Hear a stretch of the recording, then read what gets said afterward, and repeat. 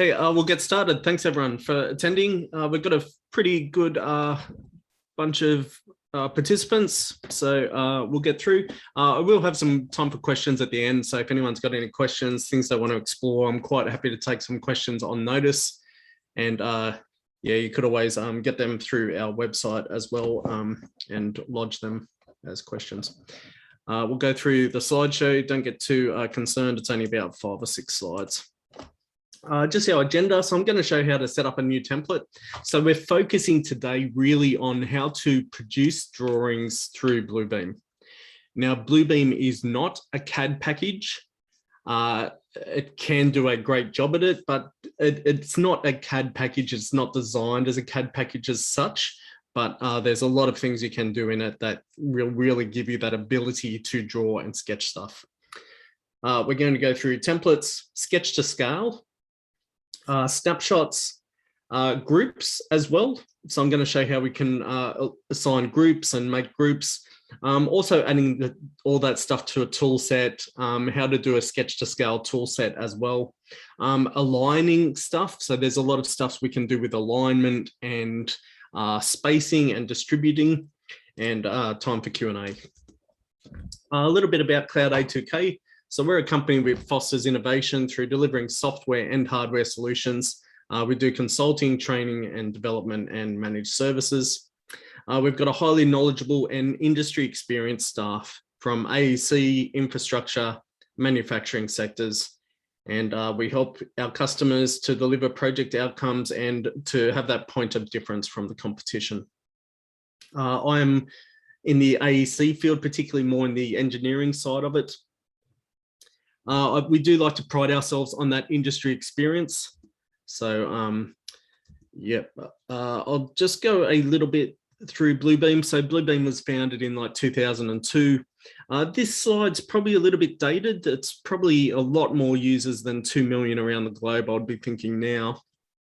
And it really is that construction industry tool of choice for estimating, reviewing, etc. About myself, like I was just saying, we do like to pride ourselves that we do have that industry experienced staff. So I've been out there on the tools for 25 years.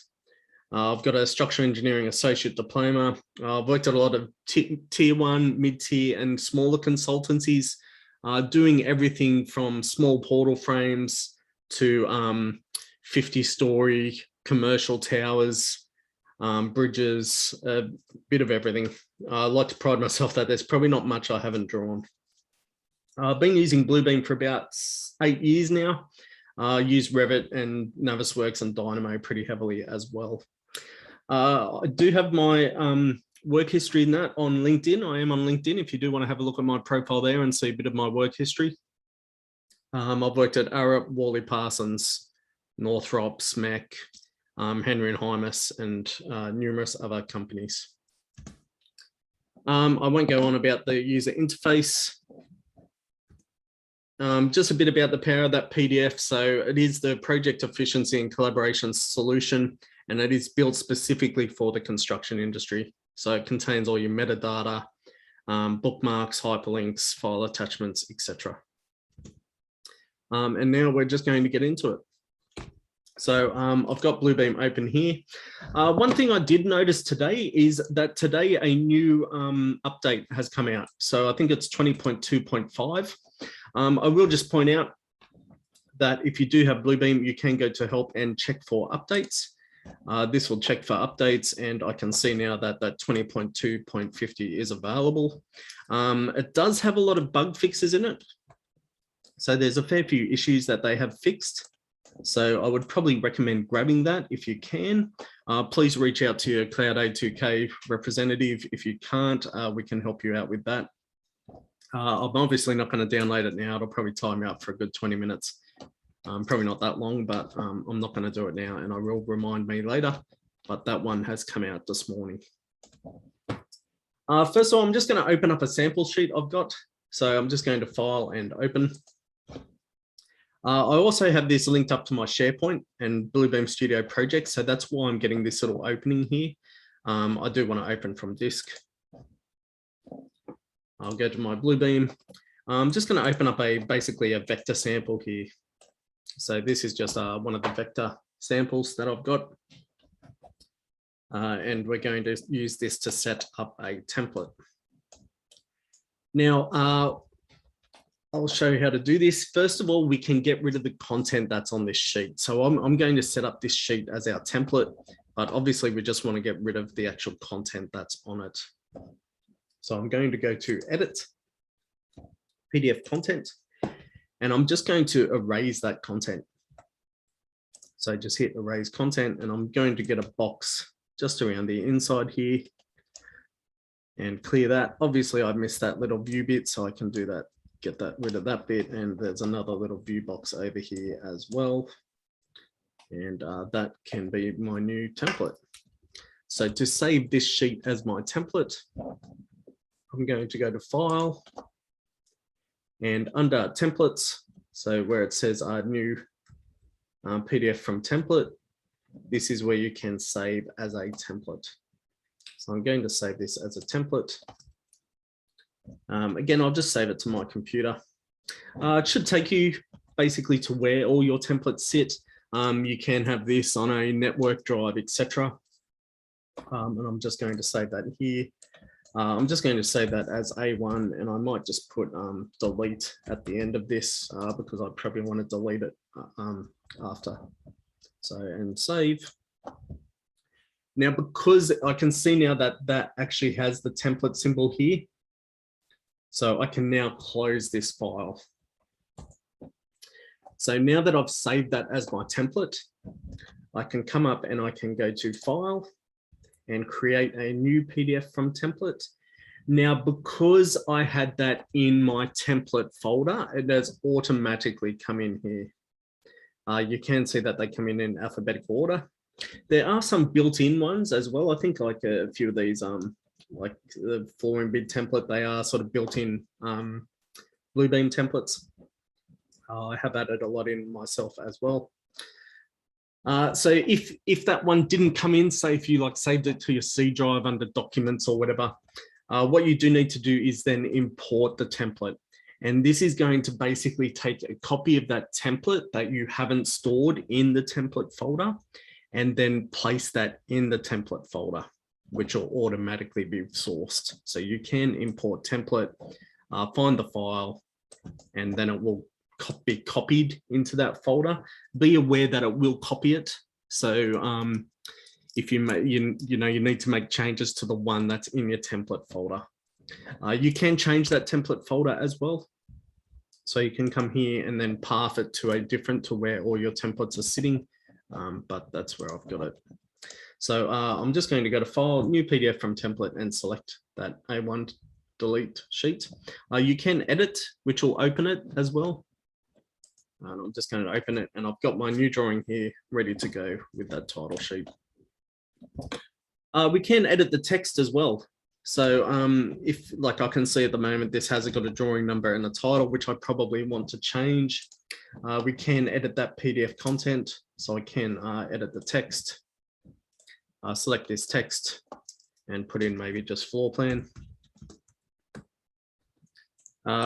Sometimes it doesn't work as you would like. So you could just use a text box, but you can see that this is working reasonably well.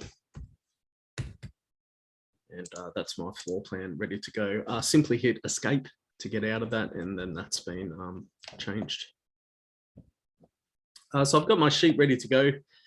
First thing we need to do whenever we want to like draw to scale and do drawings, we need to set a scale. So we can see at the moment on my navigation bar that scale is not currently set. The first thing we need to do is to do that. There's many different ways to do in Bluebeam. Again, I'm trying to make this approachable for people who don't use Bluebeam a lot. And I know that probably out there are a few of you that use it every day. There's many different ways to set a scale. You can use the measurements here on the left in the panel access. And we can set our scale. I'm just going to make it 1 to 100.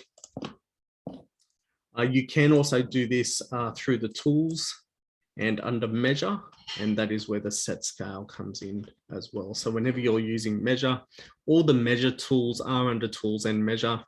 That's all your just measurement and markup tools. We're going to be probably not using this one so heavily. The sketch to scale is probably where we'll be using most of the items today. Again, you can probably see that there's not a lot in here. It is quite streamlined. There's really only polygon, rectangle, ellipse, which are circles, and polyline as well. So there isn't a lot in here, but it is quite usable. I do have these as well, like in a toolbar here, just for that ease of access. Remember, you can always right click. One of the mantras that you should have in your mind is whenever you're dealing with Bluebeam, if in doubt, right click it out. So you can right click on the toolbar. And I do have my sketch one here, which is this one. So I find that quite a useful one to have up. The other toolbar that I'll point out is this one here. So this one is alignment. And this is where you can align your markups to the left or even distribute horizontally, vertically, and you can also flip markups. So if you had a site shed or something, you can flip the orientation. That's quite a useful one to have up. A lot of these flip and alignment tools, funnily enough, they're not really under any of the options here.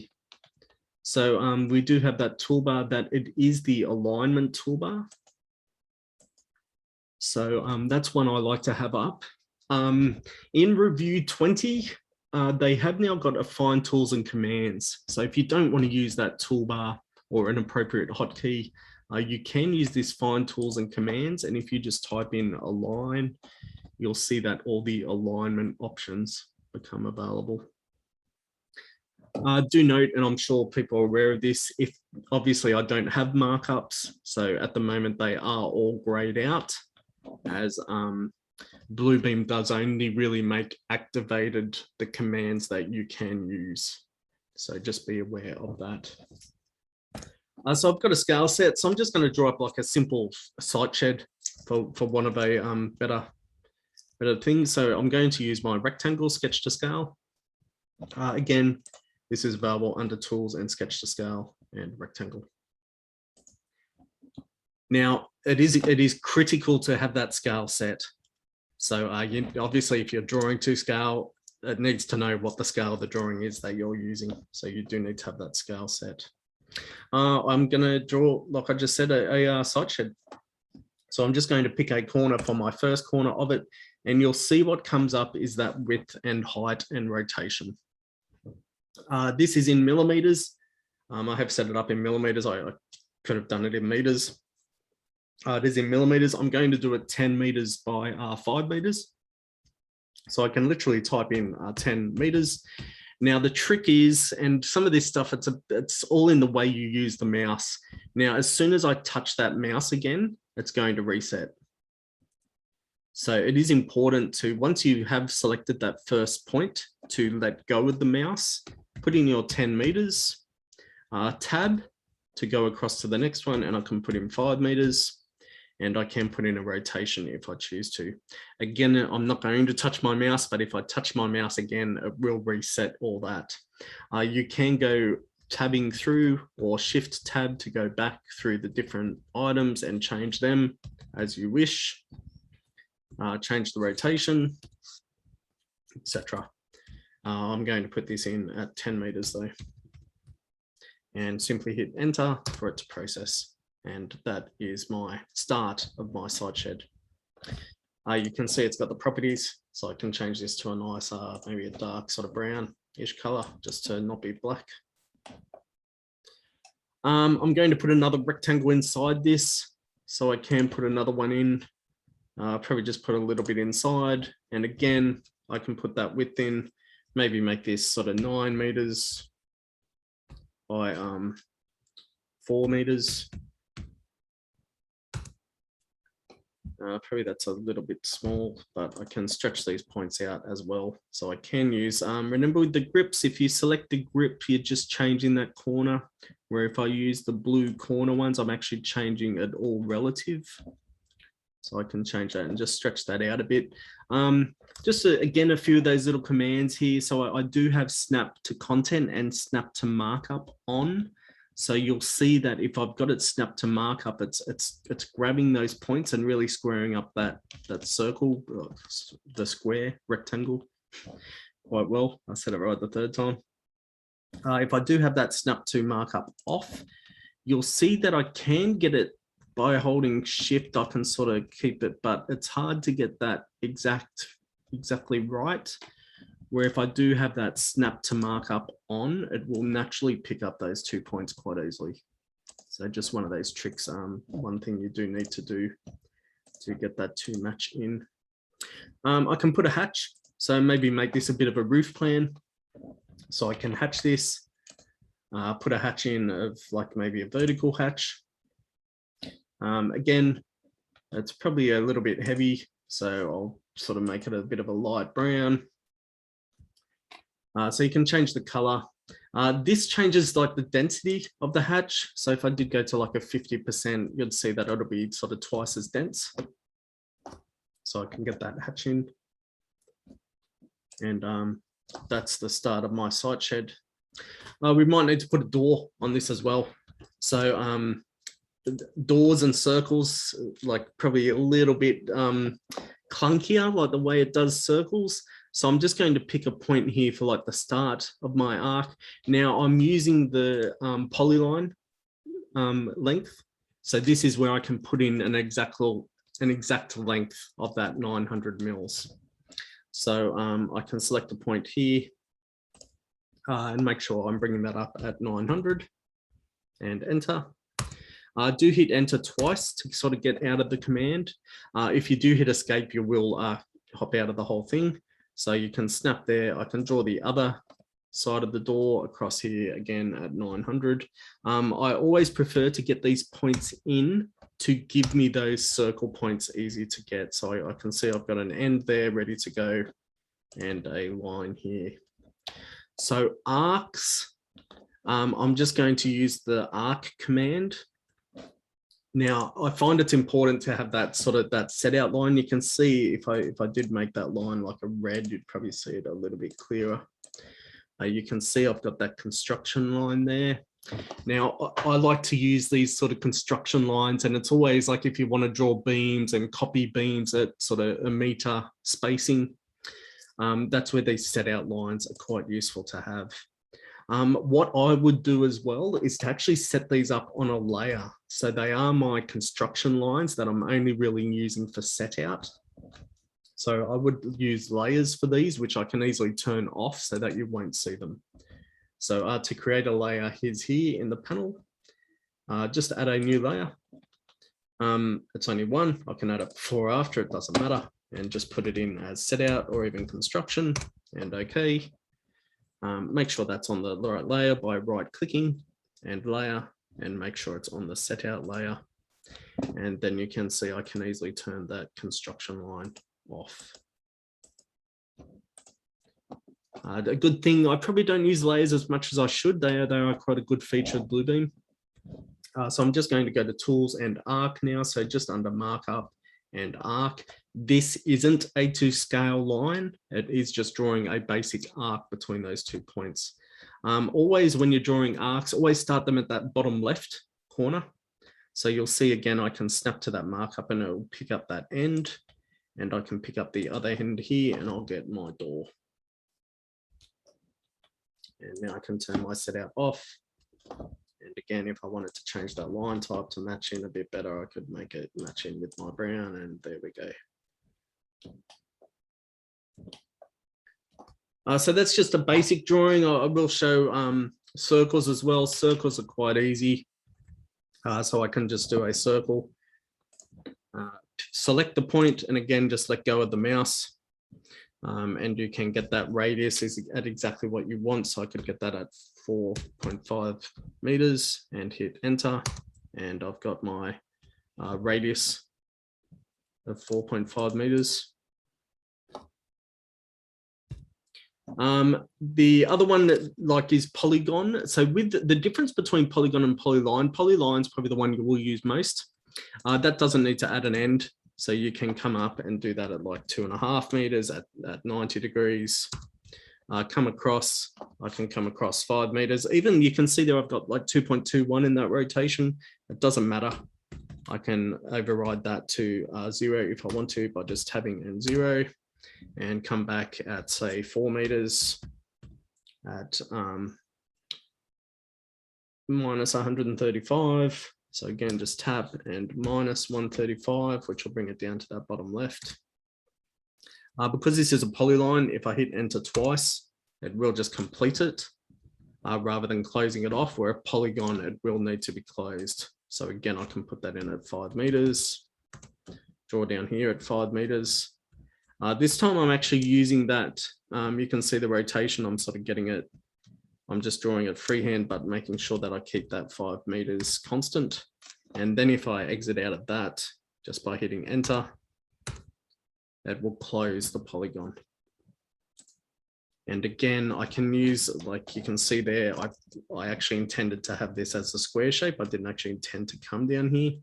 So what I can do is actually select that point. And I can actually, with that control point, I can actually subtract that control point and take it out. This is where you can close off corners like with a nice fillet as well. So trying to put an arc in here as a bit of a fillet. So what I would do is actually come back the sort of distance that I wanted to and just hover my mouse on that point, right click, and actually add a control point at that point. So that would give me a little line there that I can then change. I'd bring that up as well. So I sort of want to have that sort of square off as a radius. So I just manipulated those grip points and then select that part of the line and convert that to an arc, which will fillet that off. So that's a good way to be able to get those fillet circles in. Now, I'm now going to show how I can add this into a sketch to scale like toolbar.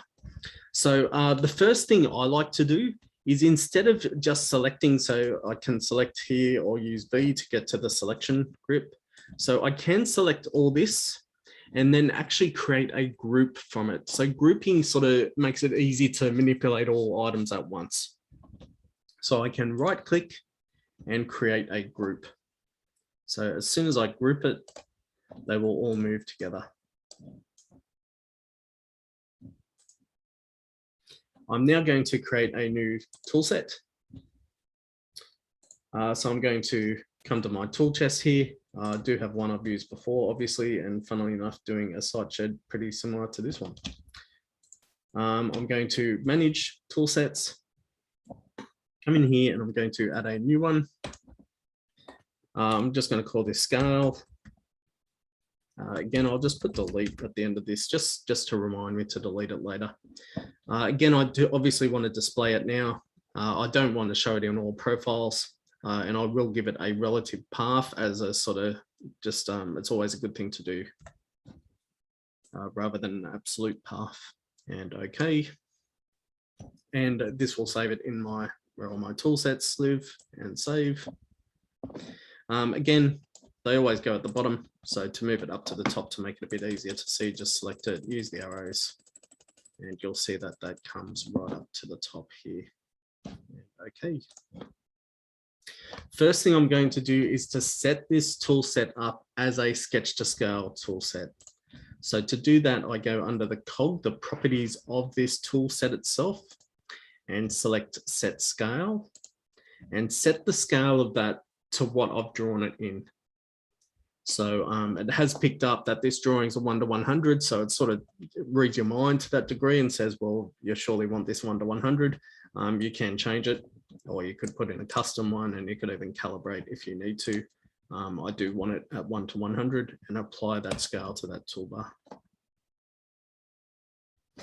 Then select my site shed, right click, and I can add that to my tool chest and add that to my scale delete tool chest. And there it is. You'll see now that this tool set is to scale. So what I'm going to do just to demo that a little bit better, I'm going to actually make a viewport here. So what I'll do first of all is just basically do a rectangle just to show where that is.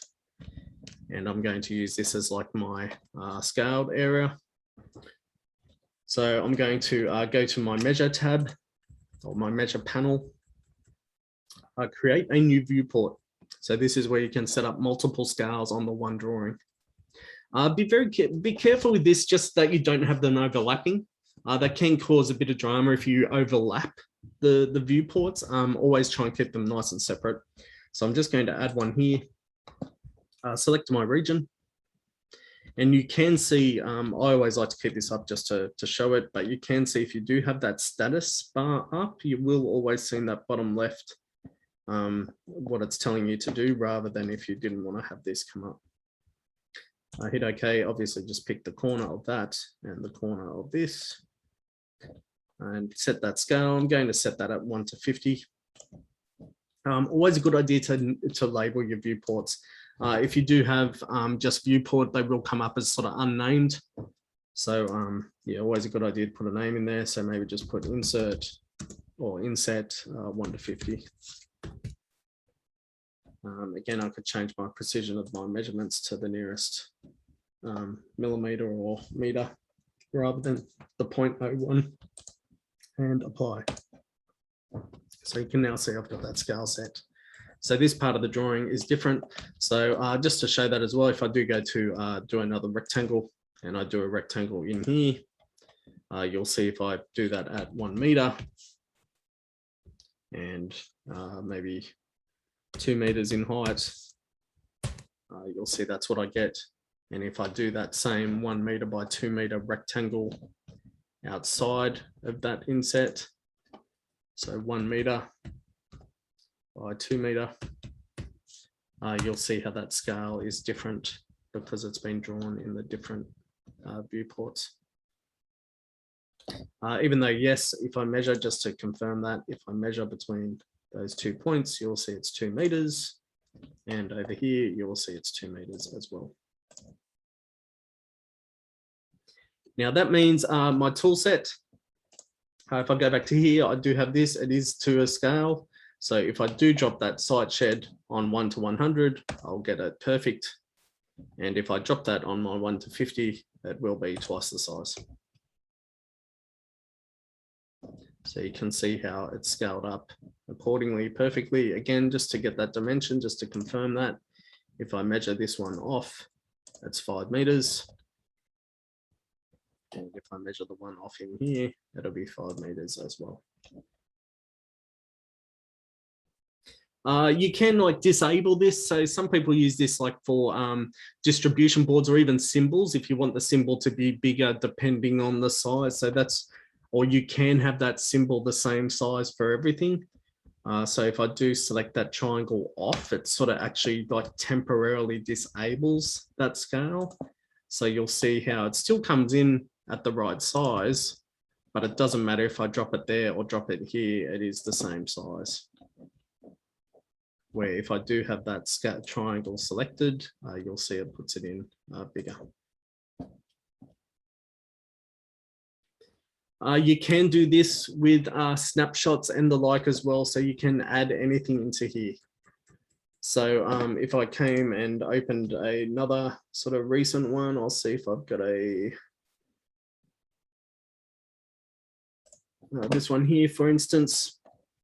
So I've got basically a bit of a plan here. So say maybe I want a toilet, maybe I want to put some toilets into my site shed, for instance. So I can see this drawing again has the 1 to 100 scale. So what I can do is take a snapshot of this. So if I go to snapshot and get a snapshot just of like one of the bays of the toilet.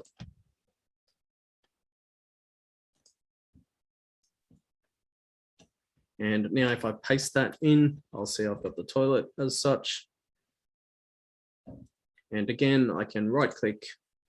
So I just pasted that in by just Control V, paste, right click. and add that to my tools chest and add that to my scale delete one, and it's in here as the toilet. I can go back to my original document, select that toilet, and put them in my side shed. Now again, just to snap and align things so you can see I can actually move that and it will snap to the point and copy them across, etc. So if I do hold control, you will get a copy. The other thing is you can sort of see like this was obviously done as a bit of a external. You can see as well, I did. Yeah, so you probably want, I probably want this more of an internal now. So what I can do is when I paste the snapshots, I can actually put that fill on them and I can put it in as a white fill, and that will then sort of grab both of those. So I can do a couple at once as well and just put that white fill in and start to basically plan that out. And I've got my toilets, etc., all to scale.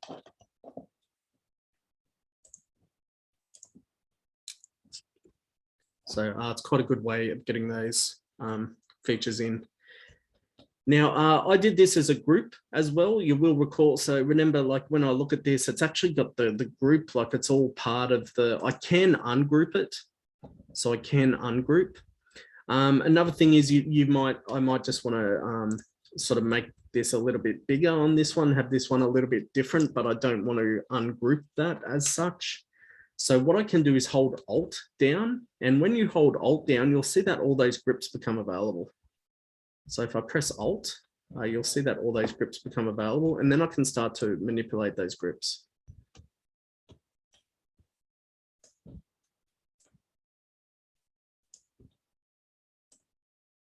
So this is where, even though it's part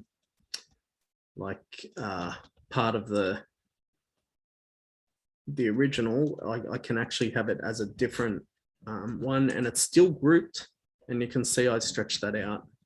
So it's a good little trick there to hold Alt down, gives you control over all these grips, and you can use the one in here, but still sort of then manipulate that a little bit. It's quite good as well. Like you can put all your logos and that in here and bring everything into scale. You can get quite comprehensive for this. So I have done one in the past where I have like a heap of my UBs. So I like for a structural plan, for instance, and you can bring all these in and they will all be to scale.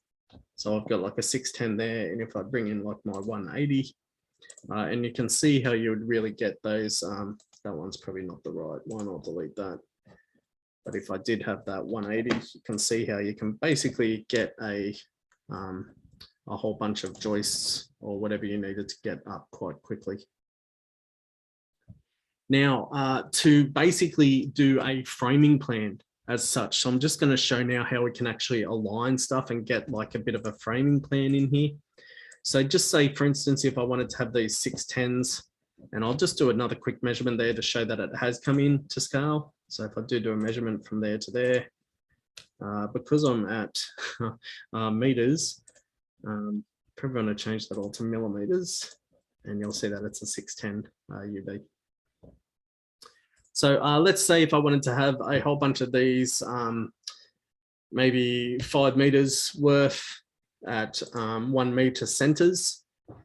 So what I would do is I would draw a line, and again, I'd draw that on a set out line. If I wanted to, I could set that layer as the current layer. So you can see here, the layer at the moment is default.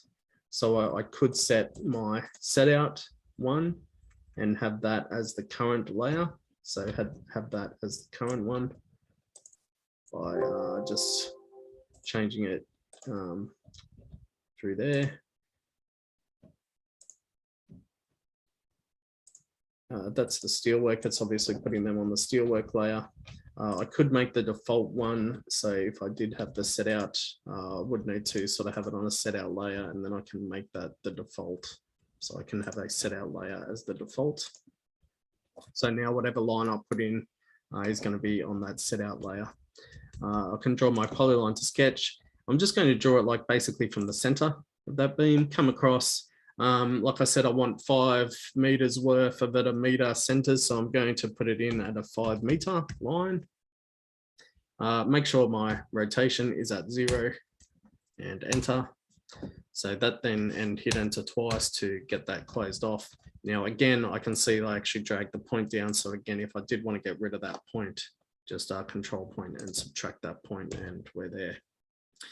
Now, so if I've got that 5 meters, I want it a meter apart. So I'm going to need to have like 6 of them, I think.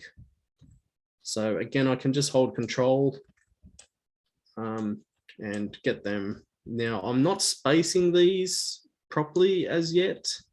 So you can see how I'm putting them in, and they're not sort of, I'm not putting them at the right spacing. So it's 5 meters. So I really want 5 gap, 4, 6 of these I probably want. You can see how I can snap them in exactly to that line as well. So 1, 2, 3, 4, 5. So that will give me my 6 evenly spaced. So what I'm going to do is move this one across to that endpoint. So you can see how I can get that exactly on that endpoint. If I move it from there and snap it to that point. So you can see how I can snap it perfectly and get perfectly on that end. Now, what I want to do to get these at that meter spacing is to select all of them, shift and select my line to get that line out of that selection. So I've selected all of them. And then I want to use my distribute horizontally, which will distribute them at those meter spacings. So I can, like I said, I find that quite a useful toolbar to have up.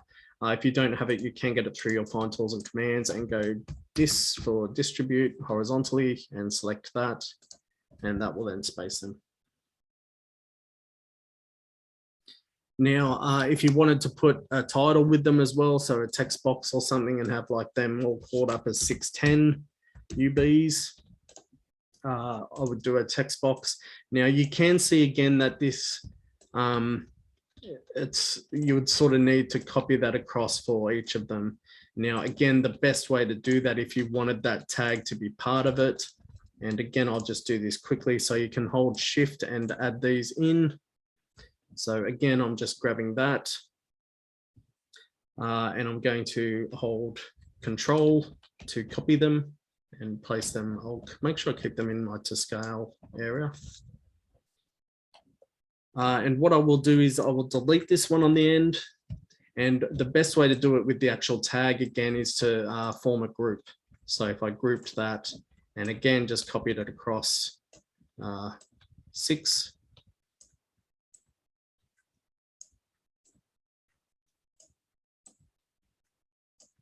And make sure I move this one to the end. I can see it's a little bit out of scale there. So again, if I just clear it off, then you'll see it'll snap inside. Because I've actually got a markup, it's actually snapping to like the line here. So it's always a good idea if you are having issues like that to just move it clear of a lot of the other markups that are interfering with that snap. And then I'll be able to move it exactly up to that line. Yep, like so. Again, grab them all, shift and get out the line and distribute horizontally and do that like so. Just to show how that works both horizontally and vertically. And again, you can flip as well. There is flip here. So if I wanted to flip that horizontally, you can see how I can just flip that or flip it vertically to get the different orientations, etc. You can see how that's just flipping to get whatever orientation I wanted. Yep, so if I just do another sketch to scale here, and I'll just do a smaller sort of 500, or I will do it properly. I'll just make it 500 by 500. So again, you could copy a few of these across, and I'm just going to do it a little bit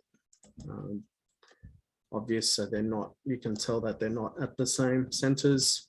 And again, I can select all. Now it does whenever you use alignment tools, it always aligns to the yellow ones. So you can see this one's got yellow grips. I don't know if you can see it on my screen. This one's got yellow grips. This one's got green. So it does align to the one that's in yellow. If you want to align it to the center one, for instance, I can hold Control down and select that center one, and you'll see those grips will go yellow. So depending on which one I select to be my control, then I can use my align left and everything will go to the left. I can then separately move this one over and then select them all again. And I can distribute them horizontally the same and vertically the same. And if I do that line, just to test that they're all square, if I do the line from the end point here to the top, you'll see that they are meeting perfectly if you were doing like a raked ceiling or something. So that's basically how to draw in Bluebeam. So there's layers, etc. You can change colors of things. So even like these toilets, if you wanted them to look, because these are a snapshot as well, you can actually change the colors. So some people where they're doing this, they might be changing that, like this sketch one, and they might actually copy a new toilet in and go, well, we want a toilet in this room as such. But you want it to look like an addition as well. So you might want it to look red. So you can select it and you can go to the color processing here. And that's where you can change, modify the colors. So you can even colorize it, make it black and white or masked images, etc. But you do have this source color here where you can change everything that was black to now be red and okay. And then you'll see that it actually looks like an addition. So that's where you can do those cut and pastes and have it going on as additions.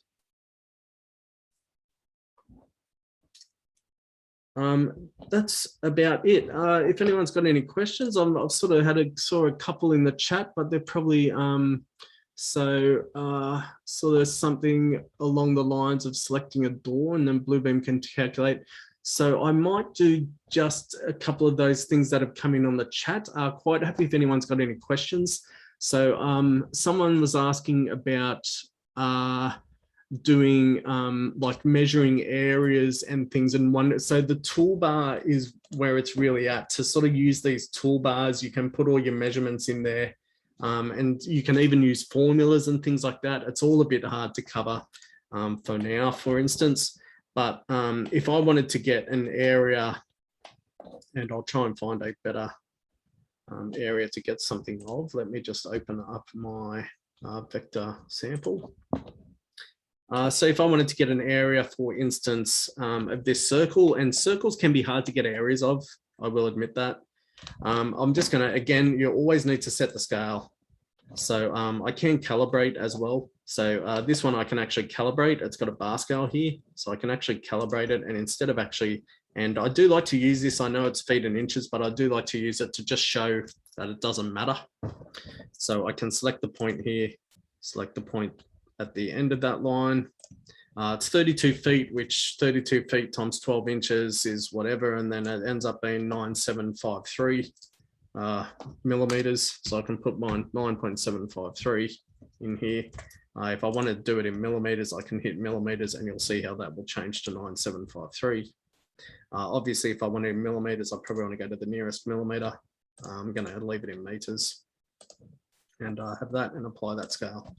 So dynamic fill. So the first, if I wanted to get the area of this circle, I can simply use the tools measure and get a diameter.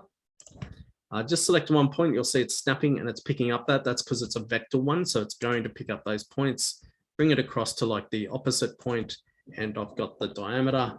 Again, that's giving me that in millimeters. I want it to be in meters, so I can come and change my under the units. I'm doing all this pretty quickly, I know, just answering some questions.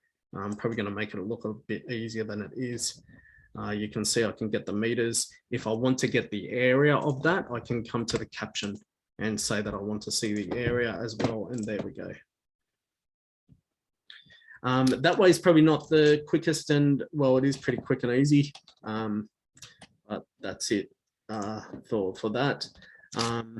If I wanted to, I could get that out as well by using dynamic fill. So dynamic fill is under tools and measure, and it's the one that looks like a half full cup of water. So this one here, and I can fill the area. Again, just doing this pretty quickly because it's not really part of the, and then I can create an area of that and apply that, and you'll see how it's given me that area. I can also do that fill on an area like this. Now, with a fill, it does need to find an enclosed boundary. If I try and do that fill here, you're just going to see it'll spill out into the middle of everywhere. So that's what I don't want, so I can clear it. And what I can do is actually add or define boundary lines and make sure I define a boundary along this line and hit enter, and this line and hit enter. And then I can fill that. And going in on a couple of the questions that I got in the chat. So you can see it missed that little area. So again, I can just grab that and fill that bit. And that's like the preview of it. And if I've got stuff in my tool set that I've actually used before, I can go to create an area, but I can actually use the drop down, and then I can apply like an area measurement that I've used before. So I could put it in as like my timber oak flooring and then apply, and you'll see that I'll get the timber oak. And to move the text in out of the middle of the box, like everyone likes to put their text, I can shift and just move that text. And I've actually put formulas in there with costings and stuff. So if I do go to my markups list, you'll see the timber oak flooring takeoff. And I've actually put a label in there, and I've actually got a measurement. And it does, I can put in custom columns and sort of put in costs and things like that. Which I haven't got on this one, just as a quick sort of takeoff. There's a couple of other messages in there. How many? Someone wanted just a quick search count off. I'll do that as well. What toolbars do I recommend to have activated? To make your own, really. If you make your own toolbars, toolbars, yep, toolbars. Definitely have up. Like I like the toolbars I've got up, so definitely have up the first three. I like to use alignment and my sketch. The shapes one I probably don't use that much, to be honest, but it's a handy one to have up. Text, I would always have up my measure as well. So, but you should always have up the basic document one, and the edit one is a good one to have. This one's probably the critical one, which is your markup. So, yeah. And you can fully customize them. Just another question. So yeah, there was someone, I'll just do a visual search to end on, and how do we add comments, then list and export them? Yeah, so that's probably not something I can show in a large one. I will just show it basically. So you can see there I've got two area measurements, and I've actually got the timber oak here. So it's all to do with the markups list, and I can filter this list, and I can say that I want to get just my flooring takeoff. So that is just giving me the flooring takeoff. Now you can, this is the way I prefer to do it, to filter that list first and then to get that export out. So I can then go to get a summary. I can do this afterwards as well. I can get a CSV summary or a PDF summary. I will get a PDF summary. Because I've filtered it first of all, it's actually taken that filter here. So you've got the columns. This is all the data that you want to get out.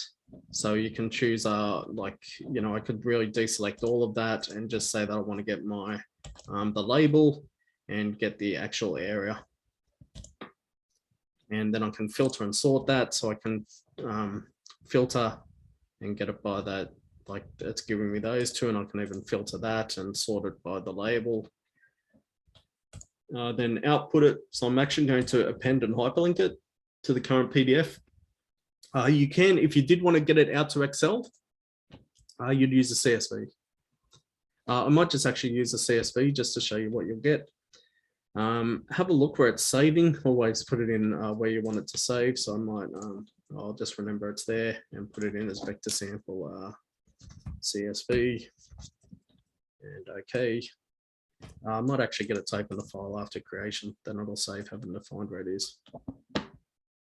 And that will open it in Excel, and you can see I'm getting that area units of those,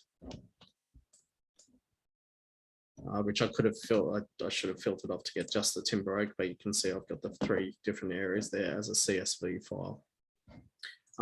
Lastly, I'll just, if anyone else hasn't got any questions, I'll just show you how to do a visual search quite quickly too. Very handy for takeoffs, and one of the questions that came in the chat. So if I do want to do a visual search, there is a search tool here. You can search for text, or you can do a visual search. So I can get a rectangle, and I'm just going to always, when you do it, always try and get quite tight, just so that you don't get a lot of interfering stuff. So just try and go quite tight to the sync. You can search the current document. You can search a whole bunch of documents, or, you know, current pages, like whatever. I'm just going to start the search. So you can play with the sensitivity as well. So depending on what kind of results you get, you can play with that sensitivity. You can include the subfolders, search for multiple rotations, etc. There's a few settings in here. You can see it takes a little bit of time to do it. Generally, if I was searching like a 100-page document, which is very handy, but can take some time, so I'd go for a coffee break and just wait for it to tick through. Then it's going to show me all the results. It's nearly there, 93. And you can see all the results here. You know, you can see that it's picked up a G. Like I said, I could probably play with the sensitivity to get that perfect, but you can just review the results. If you do click on it, it basically takes you to it. So I can go, yeah, I don't want the G. Obviously, I don't want the O, the G or the D or the O, and I've got all those results. You can then come to your check options. So I can actually apply count to them. And if I apply count,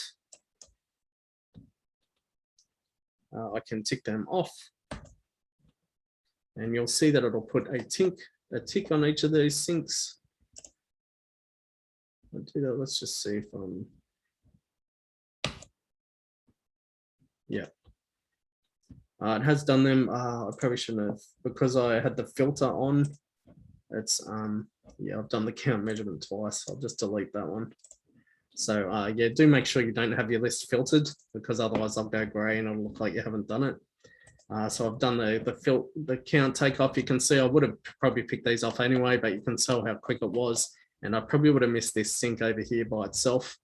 If you do want to select further syncs, like you might go, well, this sync over here, it didn't count because it was square, obviously.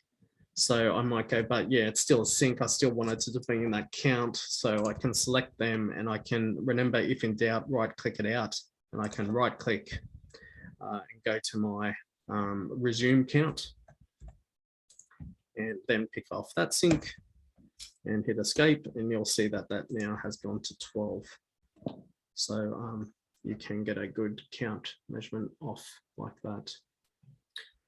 That's the end of the presentation. Just to end on again, I'll just show a couple of finished slides. Oh, there's just 2 slides. So we do discovery sessions where we can come in and basically see how your company is using Bluebeam and sort of push out and sort of show you how you can benefit from further workflows and do a bit of a discovery with you to see how Bluebeam can further help you. We can do rapid starts. A lot of companies, when they get Bluebeam, they really want to get their people using it. So I can sort of come in or do it remotely these days and do what we call blue bursts, and do like a couple of 2-hour training sessions, some lunch and learns, etc., where people can pick up all these tools. Integration, so we can show how that offers standardization and making those tool sets. So That's it. And Blueburst, and I actually make manuals as well. So I know that some people have some, so thanks a lot. Thanks for attending. I know that there was a question about comments. So I wasn't really going on comments in this class. I do have some upcoming webinars and that where I'll go through more of the comment workflows. Thank you, everyone. Yep, keep in touch.